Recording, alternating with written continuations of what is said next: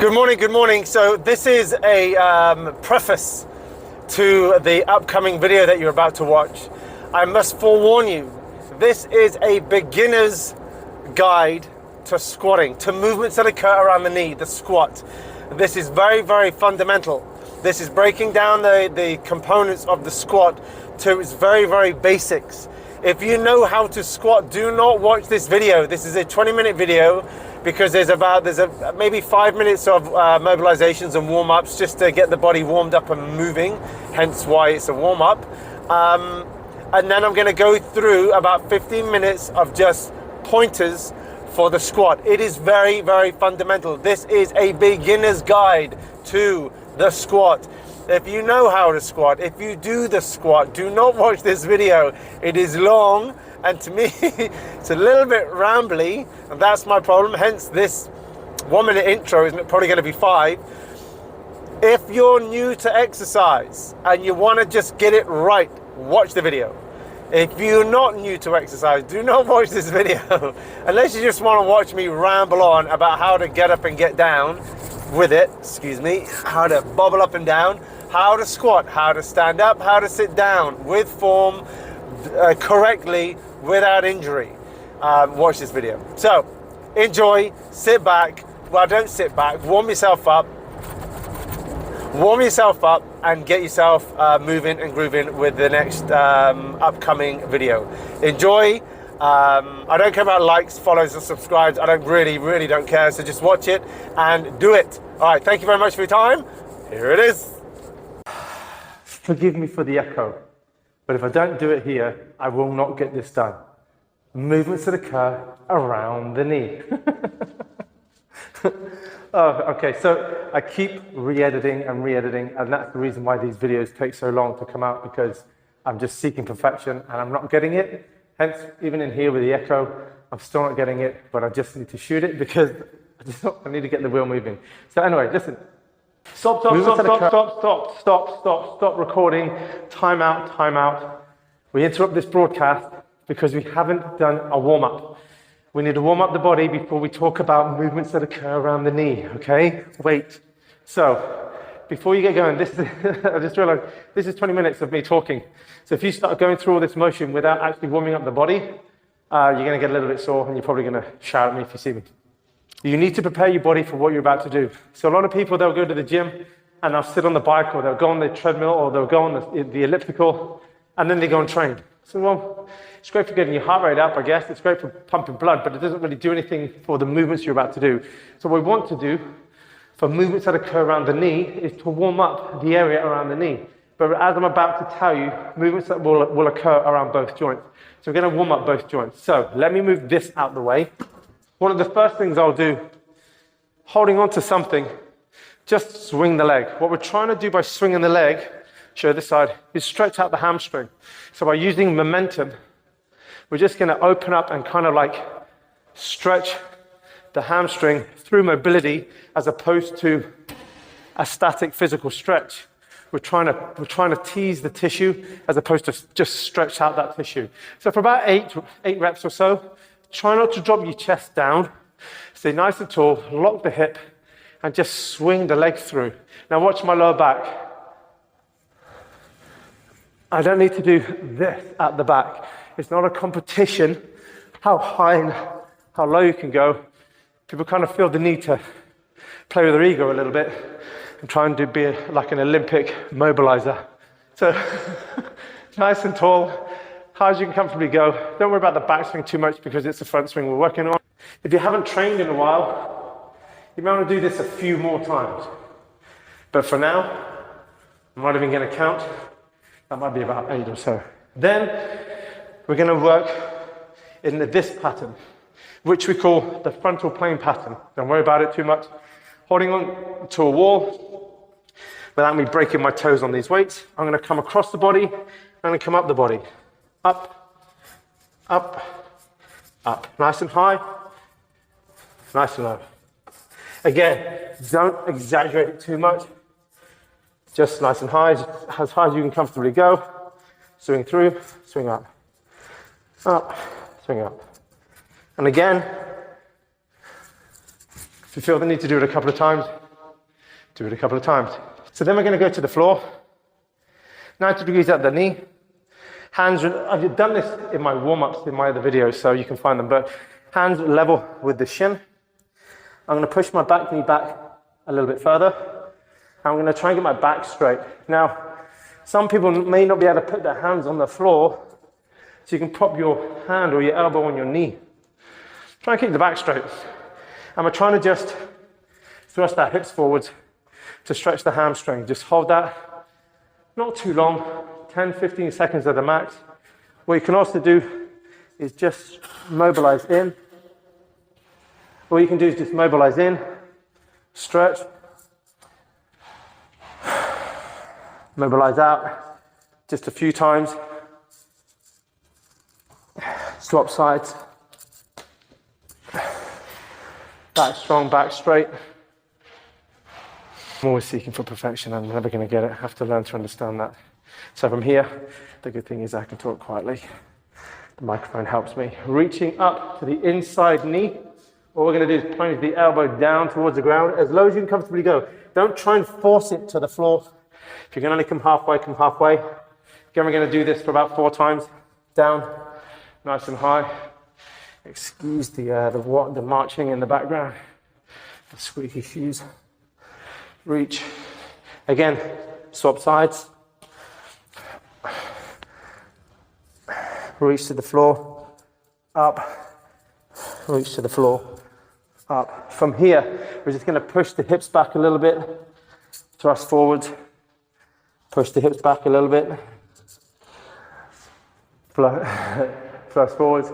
Again, we're trying to do this 4 times or so. Again, swap sides. Try and move those hips.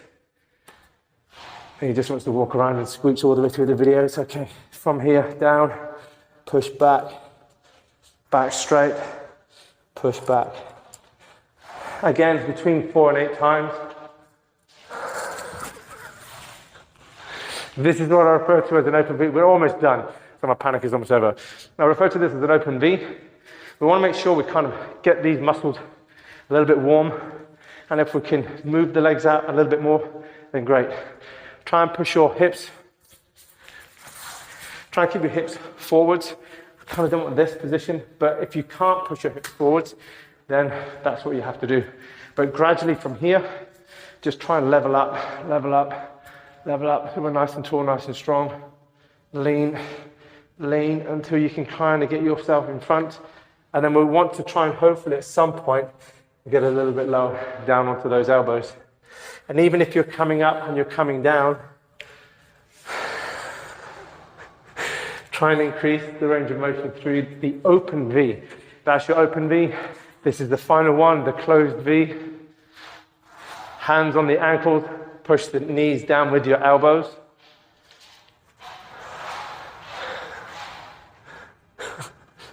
Push the knees down. Try and just, again, stretch out through the adductors as well. Stretch. Hold it. And that's it for now. So we're going to be going through the warm-up anyway with regards to the squat. That in and of itself will warm yourself up. Do these beforehand and then back to the main lecture. Thank you. Movements that occur around the knee. Movements occur around the knee and the hip, but there are certain exercises that target the knee more so over the hip and vice versa. You can isolate the knee with certain exercises. You can isolate the hips, as in with the previous video, the Romanian deadlift, more so. But then you'll kind of hit, there's movements that'll hit both joints similarly, which is why I use the lunge pattern as part of the functional movement patterns. But today I want to talk to you about the squat. You can do squat exercises that target the hips, and you can do squat exercises that target the knee. But today, we're just going to go through the whole basis of the squat. And I guess the best way to start would be with your foot position. Now, let me kick off my shoes. You have 3 points of contact on your foot. The big toe, the little toe, and your heel. You want to try and keep your weight distributed equally on these 3 points. Sometimes people, you're not really going to see too well with my blue socks. But sometimes people are very flat-footed here. they're putting too much pressure on the inside of their foot. And as a consequence, see how the foot kind of rolls down and the knee kind of follows it. But if I try and place emphasis on my 3 points of contact, I'm better off with my knees pushed out slightly. So if I push my knees out, I'm actually going to increase the arch of my foot. But I don't want to push them out too far and lose that point of contact on my toe. So not too far, not too narrow. What happens is the body's going to try and utilize other muscle groups to support the movement. If I push out slightly, I'm going to utilize my glutes. If my knees cave in, I'm going to utilize my adductors. But what happens is during the course of a movement, if I don't have that 3-point contact and my knees turn in, as I come down, there's a tendency for my knees to want to buckle because it's trying to get support from my adductors. If I create that 3-point contact and I push my knees out, as I'm coming down, see how my knees kind of spread out? Because I'm using my butt to get down into that position. So always try and think about the 3 points of contact on your foot and where is your knee traveling. I don't mind if the knees are traveling straight down, but if anything, I'm going to try and get you to push out ever so slightly. 1, increase that arch of the foot, 3 points of contact, and I'm going to utilize my butt muscle. If you're starting to do an exercise, and this can be with squats, can be with lunges, leg presses, anytime you're moving your leg, you want to make sure that that knee is either in line with the second toe or ever so slightly outwards. Again, not too far out. If anything, if you want to go out, have your feet a little bit wider. In terms of foot position, I'm not a fan of being too narrow because I just feel that I don't have any room to move. So if I have my feet a little bit wider, just slightly wider than the shoulder width, as I'm coming down, I can push my knees out. Notice that I've got that arch in my foot. I'm going to come down, and I've got that nice spread with my knees, utilizing my glutes, and I can sit down deep into the pocket. Don't worry about that to start with. So 3 points of contact, knees slightly out. Now, with regards to my butt position, if I push my butt backwards too far, I'm going to make this more of a hip dominant squat. If I push my knees slightly more forwards, it becomes a bit more of a knee dominant squat. But again, we don't want to get too lost in the weeds with regards to that. What I want us to focus on is just trying to establish a nice stable base for the squat. For those that don't train very much, what we want is maybe to utilize a pillar to help us get into position. So for this, any pillar will do. Try and get those 3 points of contact in the feet. And we're going to, in this position, we're actually going to sit backwards into the hips a little bit, but I'm just trying to get us to get used to the squat feel. So as we're lowering ourselves down, we're actually stronger than we are coming up. So what we can do is come down and use the pillar or post to help us up. So slowly come down, hold the pillar to hold us up. If you find going down is a trouble, use the pillar coming down. And what we're trying to do is just groove the pattern of standing up and sitting down. It's one of the most fundamental movements we need to do is the ability to sit down and to stand up. So if you find that, yes, you need a little bit of help, that's fine. What we're trying to do is just grain that movement up, control coming down.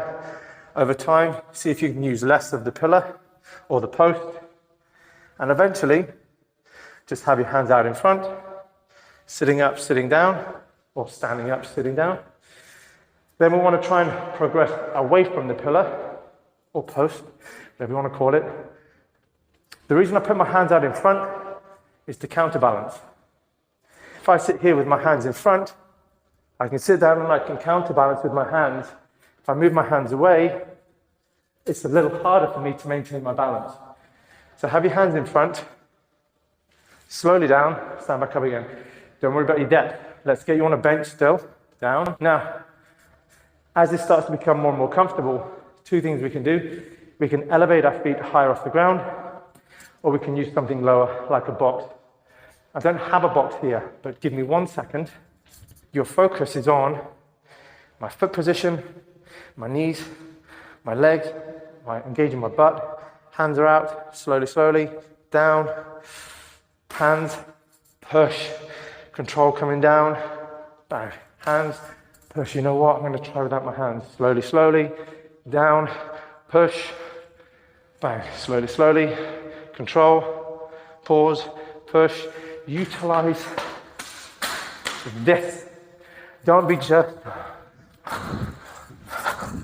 I see so much atrocity in the gym. I see such shit. It really is bad. It's just people, and I've gone on these runs before. You want to learn to swim, you get lessons. You want to play golf, you get lessons. Tennis, you get lessons. Every skill that you want, go and get lessons. Ride a horse, drive a car. When it comes to training your human body, your physical structure, we wing it. We go to magazines. We go to 16-year-old kids with six-packs on the internet. We go to all these really poor sources for information, and you just guess it. Or you'll see somebody else doing it. And I've never seen such an amateurish attack on trying to develop your human physical form. But anyway, I digress. So, knees out, 3 points of contact, keep pushed out. You can hinge forwards, keep that back straight. So, now that you've progressed to having no bench, to having no support, you can't stop and sit at the bottom. You kind of got to get down and back up again on your own. So there's many ways we can go back to the beam, the pillar, the post, holding on, slowly down, as low as we can comfortably go, and back up again. If you're progressing down from a bench to a low bench to a box, what's happening is you're getting your body strong, getting down to that level. So if you only have a bench, you've been getting down to the bench, that's all that you've been working with, then that's all you really want to be working with when you go without the bench, because your body's not used to getting any lower. So in the beginning, we'll come down and back up. We'll come down and back up. Maybe I'll go down without it. Maybe I'll come up with it. Progression. Slowly down, progression. But if you've been going lower than the bench, maybe you can go a little bit lower, down, and back up again. Slowly down, and back up again. Progressing away. Slowly down, and back up again. You know what? It's a bit of a challenge. As I go down, I can use my hands to come back up again. As I go down, hands, drive back up again. Progression. Progress nice and super slow. Then, as you start getting more comfortable, come down, pause, back up again. Slowly down, pause, come back up again. Ways to progress again. Down, pulse, come back up again. Slowly down, pulse, 2. Do you see how you can progress at home with no load? Pause and hold. 5 seconds. 4, 3, 2. Slowly back up again. You can progress quite a lot at home without feeling the need for equipment. The walling. If you want to do the walling, be very careful if you're in socks like me. You want to be looking for 90 degrees. You want to be looking for 90 degrees at the hip. I'm already out of breath. When you're coming up, hands on the wall to drive yourself up, especially if you're in socks like me. Some of the things not to do. It's not a competition to see how low you can go. We see a lot of this. We see a lot of people coming down because they think the lower they go with their body, the better it is. Well, it's okay. If you look at the spine's not designed for this. This is the same as doing this. And we all tell you how bad this is. Back strong, back straight, down, back up again. Utilizing load, coming down. Everything should look symmetrical. My knees are out, elbows are in, nice and controlled. Coming down, to the side, coming down, to the side. It doesn't matter what the weight, it doesn't matter the load.